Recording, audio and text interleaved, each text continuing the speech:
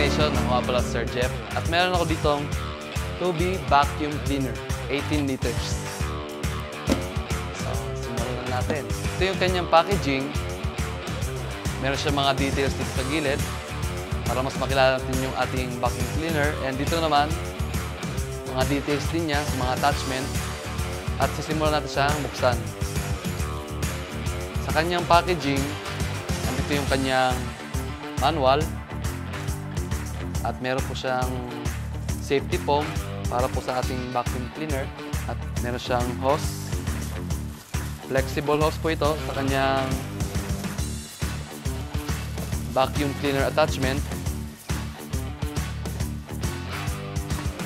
Yung ating vacuum cleaner and attachment.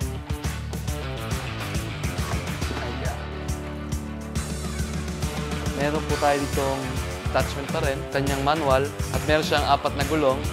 So yung vacuum cleaner, ginagamit po sa panlinis ng bahay, and meron din siyang blower function. Itong ating vacuum cleaner na 18 liters, meron siyang rated voltage na 220 to 240 volts. And sa kanya namang motor power is 1,200 watts. At yung kanyang airflow naman is meron siyang more or equal na 1.6 cubic per minute. At yung kanyang vacuum pressure naman is more or less than 17 kPa. And yung kanyang tank capacity na 18 liters. So ito yung kanyang power button sa top side niya.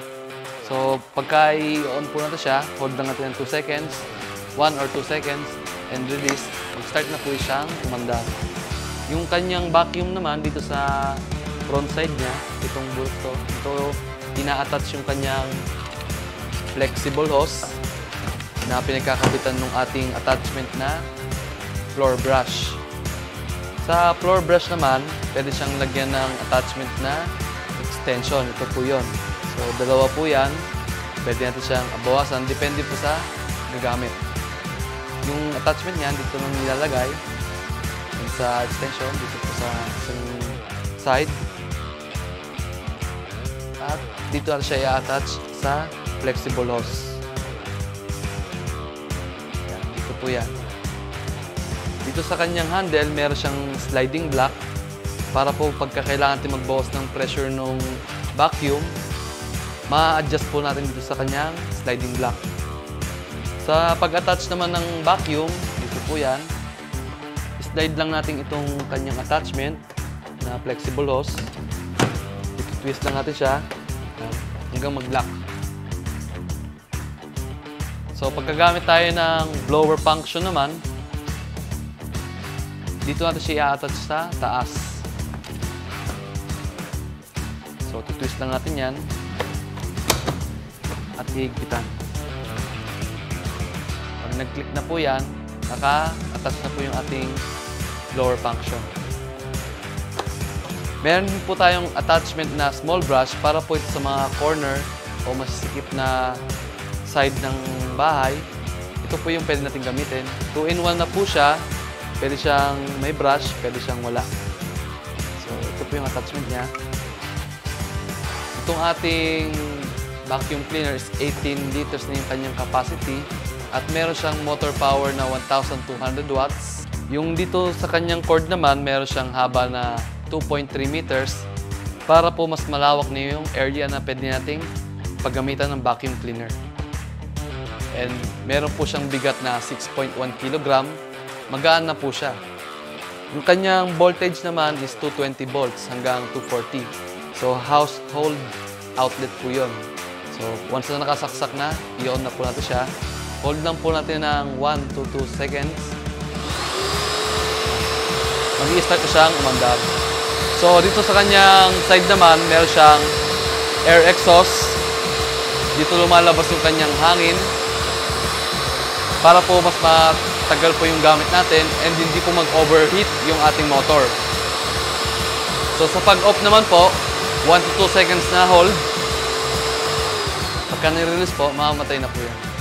So, sa gulong naman na attachment po, yung ating 4 wheels, dito po yung na-attach niya sa mga side. So, meron siyang point dito na ini-insert insert niya sa butas. So, pagka may gulong po yan, mas madali na po natin ma-move itong ating vacuum cleaner. Ngayon naman, papakita ko sa inyo yung kanyang blower function. So, ikakabit lang natin yung kanyang attachment dito sa top side. At iigpitan. At may kapiraso po akong plastic na hawak. Papakita ko yung kanyang force ng hangin. So, simulan na po natin. Ayan, ito po yung hawak ko na plastic. So, kung nakita nyo, malakas yung kanyang blower function. Ngayon naman, papakita ko sa inyo yung kanyang vacuum function naman. So, itong flexible hose niya, ililipat sa harap.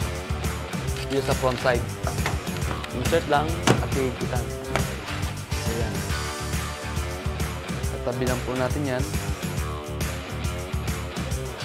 So, dito naman po tayo sa kanyang vacuum function. Dito may hawak akong kapirasong papel para lang po makita niyo yung kanyang suction power. Simulan na po natin.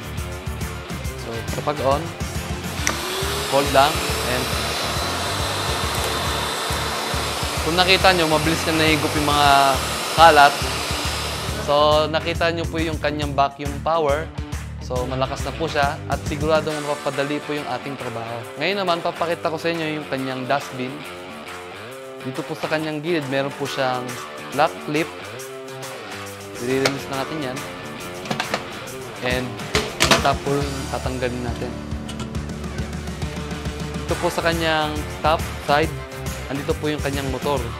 And meron po siyang air filter na washable. So pag madumi na po yan, pwede po natin hugasan. And dito sa kanyang loob, meron po siyang dustbin na kasama. And ito po yung kanyang 18 liters na tank na pwede po sa tubig. Wet and dry po itong ating 2B vacuum cleaner. At ito nga pala ang aming 2B vacuum cleaner 18 liters.